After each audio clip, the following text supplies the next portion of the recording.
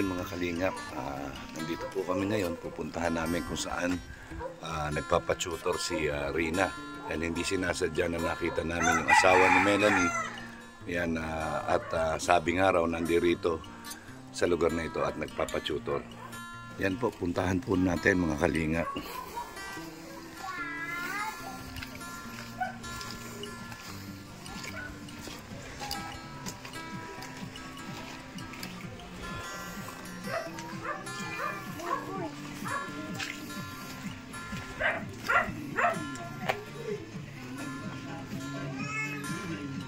Sila.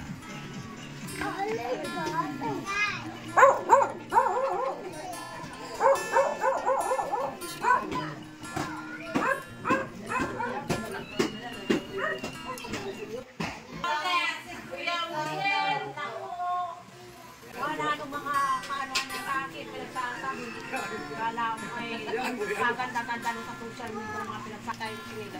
Nag-aambol. Aambol daw. Madam. Ano ka, Maricel? O, yung lolo mo. Bless.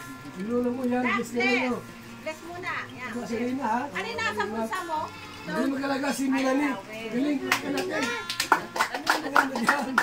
Diba? Ano po ano na kami nadalo po? Sika lang. Ito. Paano natin yung nakin? Gusto tayo po. Minsan isa-isa mo lang dito para gusto tayo ng anak ko. Ako niya. Para masaya pa tayong lahat. Madam. Tumulong mo na kayo. Ako iyak si Ate Mister, napapalo ha? Sumanjin kayo. Ma'am! Ayaw ko! Kahit yung medyo masakit ko muna.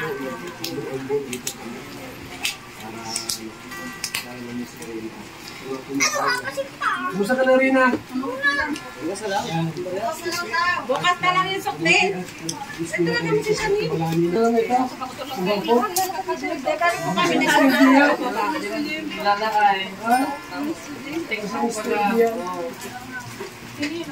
Ayan po.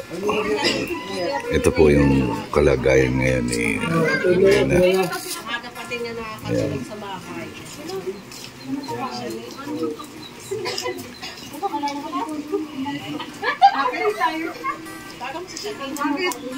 Nakalika na yung pagmukha mo kay ma'am. Dito po siya nagpapatutor, private tutor. So ayan, very good po, very good.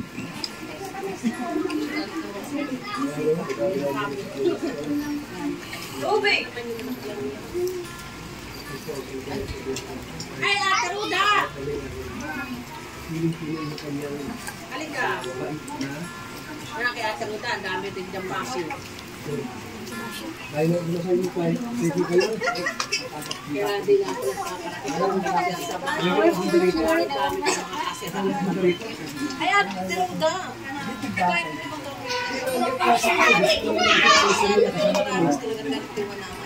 Ano siya sa schedule? So, naka-schedule na po yun. Ay, nung 18-19 po sana, yung 18-19 po, ang sabi nung ano, fully book na daw po yun, hindi agad pag-apak na kayo. Pero ang sabi nung 18-19, naka-ano na yun. Yung ano, kung bagay yun, yung sponsor ng 1M. Yun ang nag-ano. Dalawa. Dapat, yung sponsor mo ng 1M kasi, bakit sila minimum?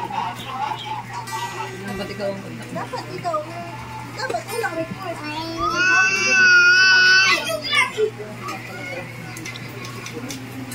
Kabalo! May contact din po ako kay mama.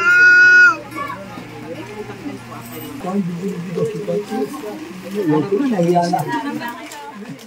Nahiyan ako. Ito, nahiyan ako. Kung gano'n na tayo ko ano, nahiyan ako. Kamusta na si Rina? Very good.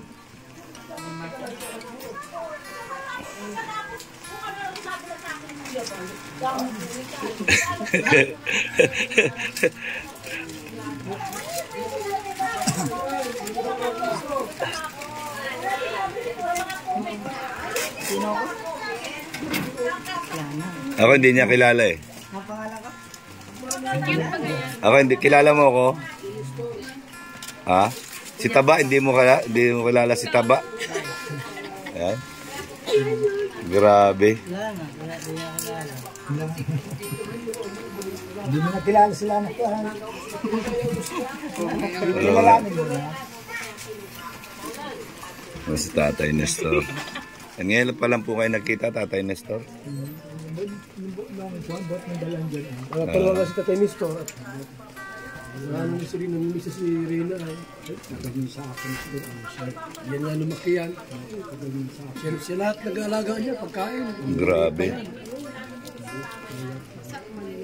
Hinihintay ko pa yan. Hinihintay ko pa yan.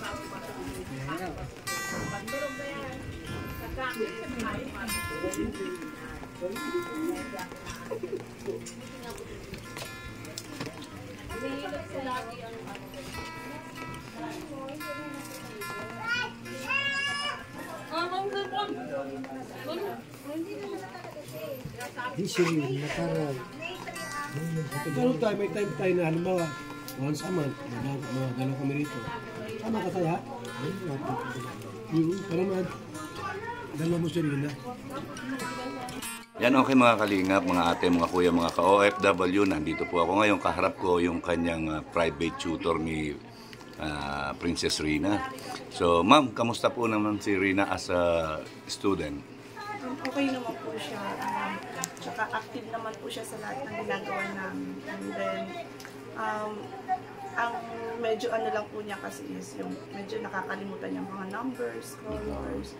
Pero okay naman po siya kasi ngayon po nagpo-process na po kami sa nasa addition na po kami. So nako-cope up naman po niya. Nakaka-cope up siya. Opo, yung ano namin. So, ibig sabihin, ang ano mo, sa tingin mo, merong improvement. Yes po, Malaki na sobra. improvement. Kumbaga po, sa ano, kung ipapasok po siya sa grade, ay sa elementary, kaya po yung makipagsabayan. Pero hindi po sa mga matataas ang intellectual. Oh, kasi ano siya eh, nag-aral siya sa Lohika. Yes po. Yan, ano na siya, grade 6, graduate siya ng grade 6. Sa ano, sa normal na bata, siya po, kailangan po niya ng special attention. Yan. Yan yung sinasabi ko na TLC ay Yes. tender love and care. Diba?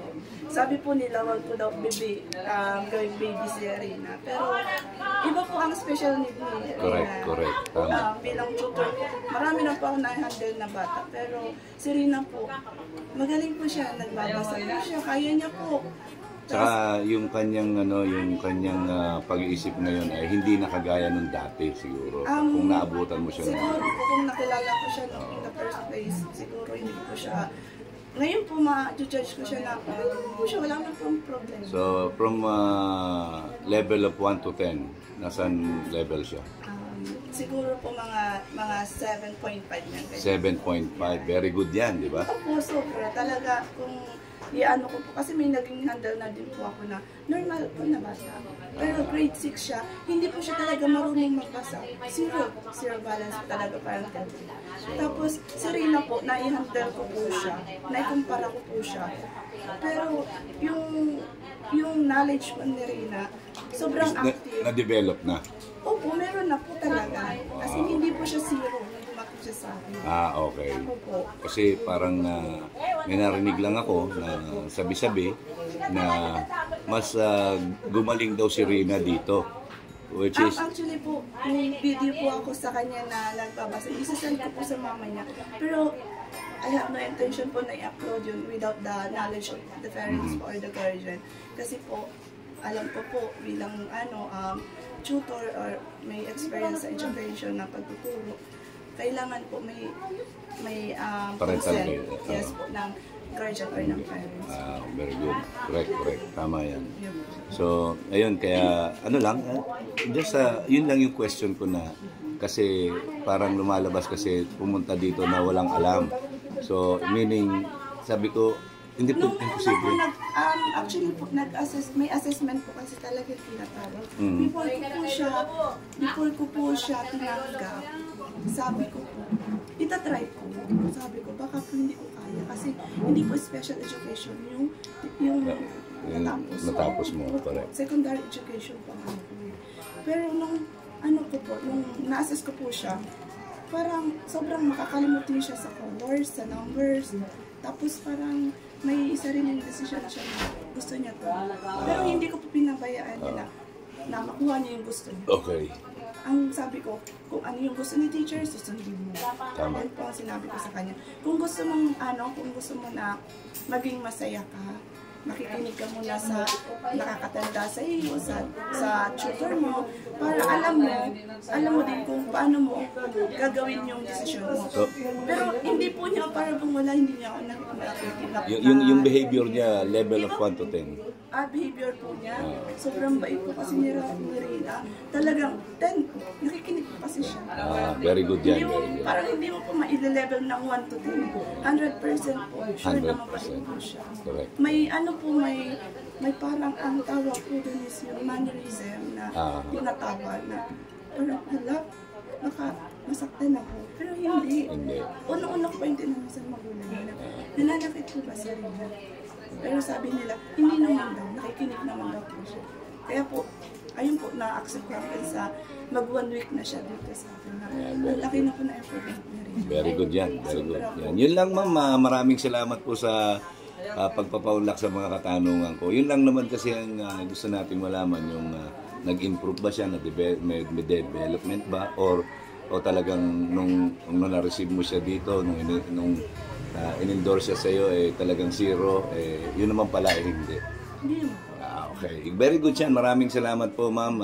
Sa uulitin po, maraming salamat. Thank you. So ngayon po mga kalingap, si teacher po, yung tutor, yan na namin, kausap namin. Okay? So ayun po mga kalingap, nalaman natin ang sitwasyon na rin na nasa maganda naman po siyang kalagayan ngayon. Ayan, para mawala na yung agam-agam natin, yan, binisita po namin ni Kuya Bal, kasama ang BSM team. Yan, maayos naman po si Rina, in-interview natin yung kanyang tutor. Okay naman daw po, natutuwa yung kanyang tutor kay Rina dahil sobra pong magalang at masuno rin si Rina. So, ayun po mga kalingap, mga ate, mga kuya, mga ka-OFW, yan. Shout out po sa inyo lahat, mga kabeshi, shout out sa inyo.